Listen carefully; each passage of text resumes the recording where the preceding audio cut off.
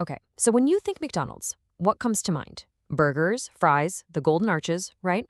But what if I told you all of that, the food, is just a front for their real business? Today, we're going to pull back the curtain on the secret strategy that made McDonald's a global powerhouse. And spoiler alert, it has almost nothing to do with what's on the menu. Yeah, really.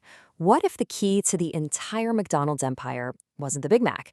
What if the burgers are just a tool for something much, much bigger? To really get how this all works, we've got to start in a pretty weird place. And that place is a university for hamburgers. No, I'm not kidding. It sounds like the setup to a joke, right? But Hamburger University is the real deal. And it's actually the first big clue to understanding how the whole McDonald's machine really operates. So this place was founded way back in 1961. And look, it's not just some corporate training center in a basement. It's the absolute heart of the company's obsession with one thing: consistency. The goal? Simple, but kind of brilliant. To make sure every single McDonald's on the planet operates like a perfectly oiled machine, so that a Big Mac you get in Tokyo tastes exactly the same as one in Toronto. Now that level of control is absolutely crucial, and you're about to see why. And we're not talking about a handful of managers here. Get this. Over 275,000 people have graduated with a degree in hamburgerology. It's so intense that the campus in Shanghai is actually harder to get into than Harvard. We're talking an acceptance rate of less than 1%. Wild, right? And the impact of this place is just huge. Think about it. 40% of McDonald's entire global leadership team are graduates of Hamburger U. So this isn't just a school for flipping burgers. It's the pipeline that creates the company's top brass, making sure everyone at the top is completely fluent in the McDonald's way. Okay, but why? Why this crazy obsession with making everything the same? Why build a whole university just for burgers? Well, to get that, we need to rewind. We've got to go back to the very beginning, to the origin story and a system that completely changed the game. You see, before it was this massive global empire, McDonald's was just a small restaurant. It was run by two brothers, Dick and Mac, who had a really radical idea that basically reinvented fast food as we know it. So the story starts back in 1940. The McDonald brothers opened a barbecue joint, but they quickly figured out that the real moneymaker wasn't ribs, it was hamburgers. So in 1948, they did something radical. They simplified everything. They slashed their menu down to just 9 items and rolled out this brand new idea they called the Speedy Service System. This is what it looked like, the original blueprint. The brothers basically turned their kitchen into a factory assembly line for food. Every single step was designed for one thing and one thing only: speed and efficiency. This system was their secret sauce. It was the master plan that Hamburger University was eventually created to protect and copy all over the world. Now, the brothers' system was brilliant, but let's be honest, their ambition was kind of limited.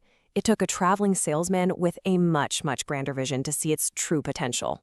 And that salesman's name was Ray Kroc. It's 1954, he's selling milkshake machines, and he hears about this little burger stand in California that needs 8 of his mixers at once. I mean, who needs 8 mixers? So he goes to check it out.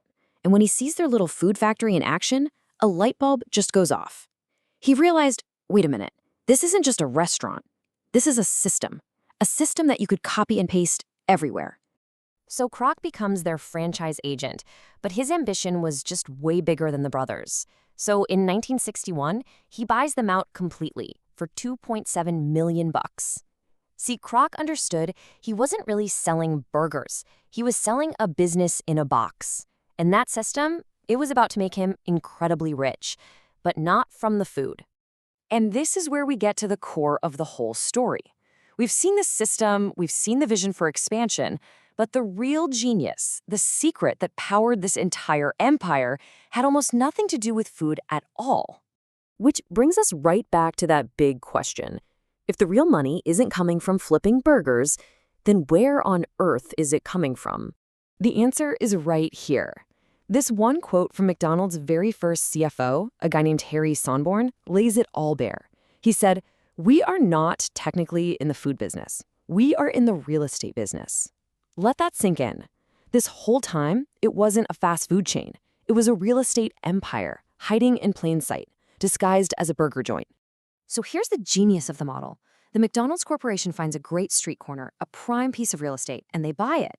Then they lease that property to a franchisee. So now the franchisee isn't just paying royalties on the burgers they sell, they're also paying rent to corporate.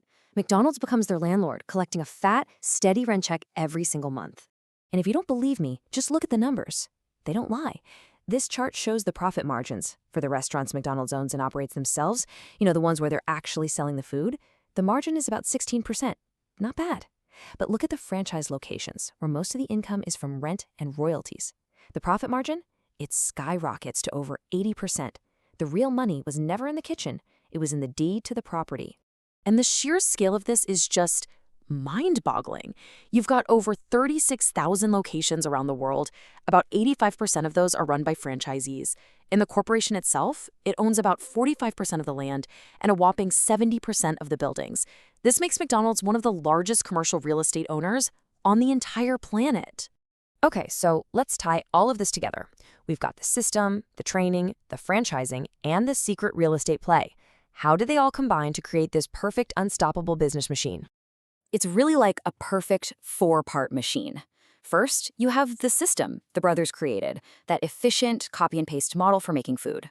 Second, you have franchising, which lets them expand like crazy without spending their own money. Third, you've got the training from Hamburger University, which makes sure every single franchise is running that system perfectly, which guarantees sales stay high.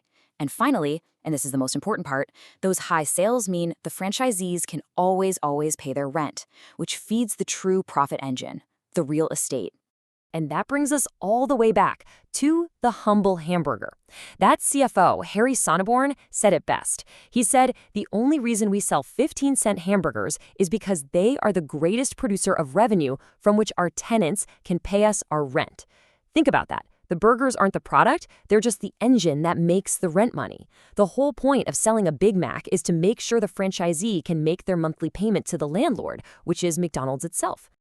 So, let me ask you again. The next time you order some fries, are you standing in a burger company that happens to own a lot of property?